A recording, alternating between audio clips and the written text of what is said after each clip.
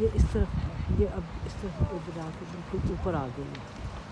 हम चलते हुए यहाँ पे पहुँचा तो बिल्कुल ये जलता ही जा रहा है। बहुत बड़ा लकड़ी का घर था जिसमें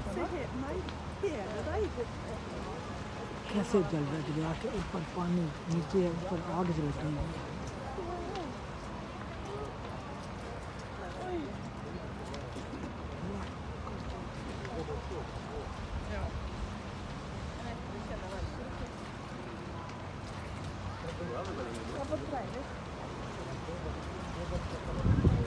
हवा इतनी तेज़ है, दरिया से पानी उड़ के मुँह के ऊपर पड़ रहा है, इसके छींटे पड़ रहे हैं।